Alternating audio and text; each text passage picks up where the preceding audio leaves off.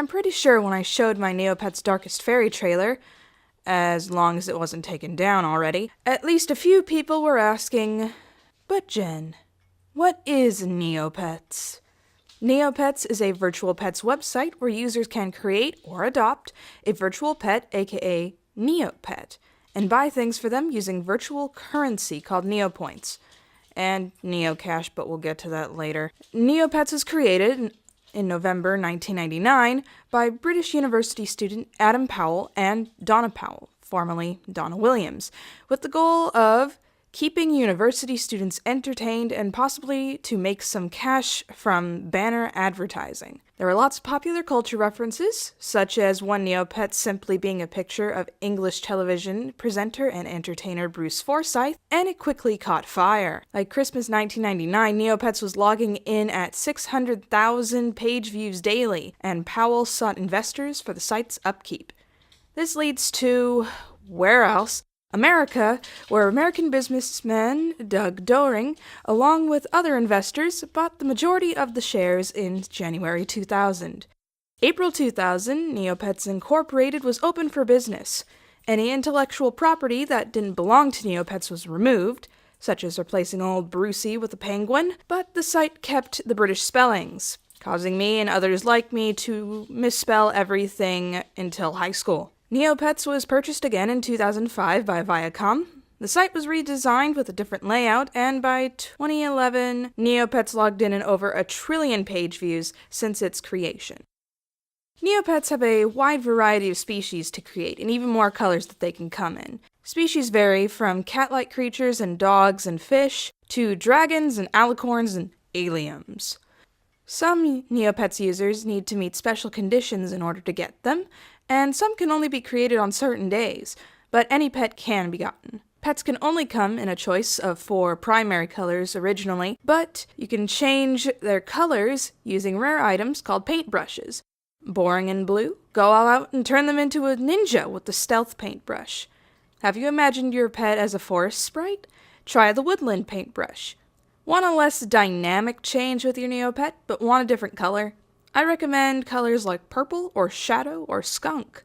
Pets can look radically different with the combination of Neopet species and paint, and if you want to get a different species pet, you can change them using potions, or create another pet altogether. The currency of this game is called Neopoints, where they are awarded to you, the user, by the site. Or you can use Neocash, which is trading in real money in exchange for special currency that can only buy special items at the NC Mall, which I don't really like because it seems very corporate holding, but it is optional, not necessary, to enjoy the game. What can you buy with Neopoints? You can buy books and toys, grooming items, pets for your pets, armor and weapons, furniture to swag out your Neo home, and wearable clothing, making Neopet customization nearly endless. As for things to do, there are different lands to explore, holidays to celebrate, events to participate in, multiple battle domes to fight and challenge other users in, contests to compete in, a user-submitted online newspaper, and games. Holy crud, the games on Neopets. They're the best way to earn Neopoints on the site, and there are so many to choose from. From action shooters, to luck and chance,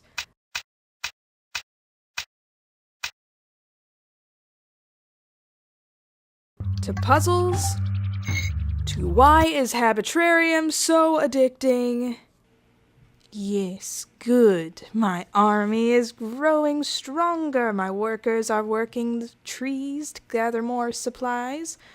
Nesters are out, restoring more troops.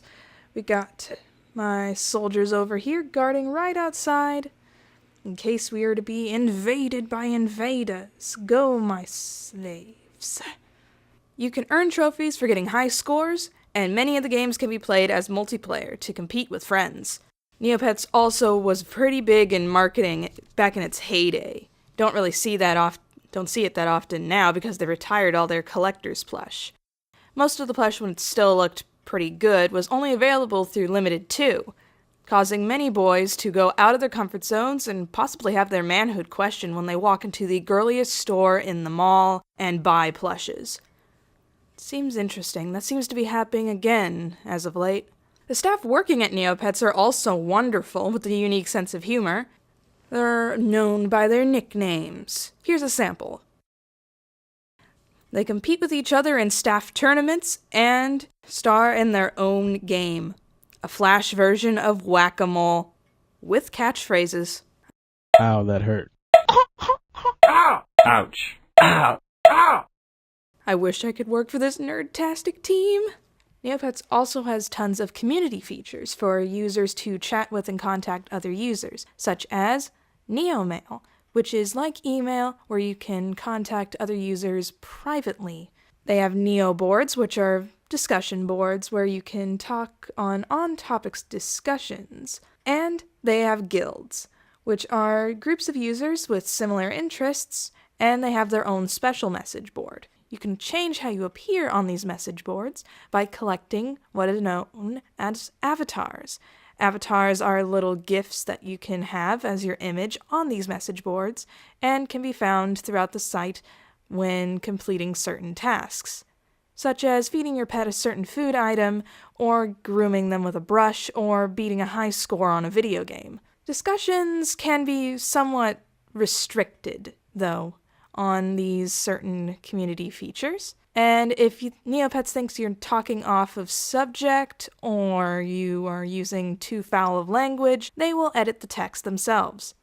Neopets is actually pretty educational as well. Kids can learn the basics of restocking their own shops, haggling with NPC merchants, trading and auction houses, and even a virtual stock market that I can't predict for the life of me. They also have an HTML guide for the basics of customizing their web page or their pets' web pages. And there are some super good ones out there, I'm so jealous. Yeah, you say, but what about Darkest Fairy?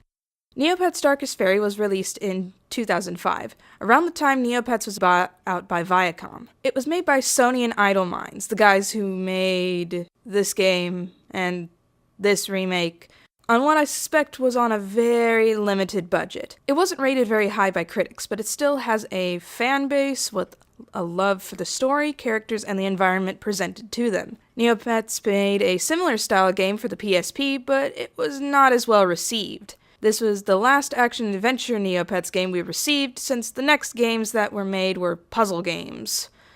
Will there be a Darkest Fairy sequel?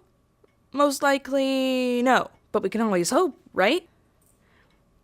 Anywho, I've kept you long enough. This is LaureledEevees, and let's get this Neo party started!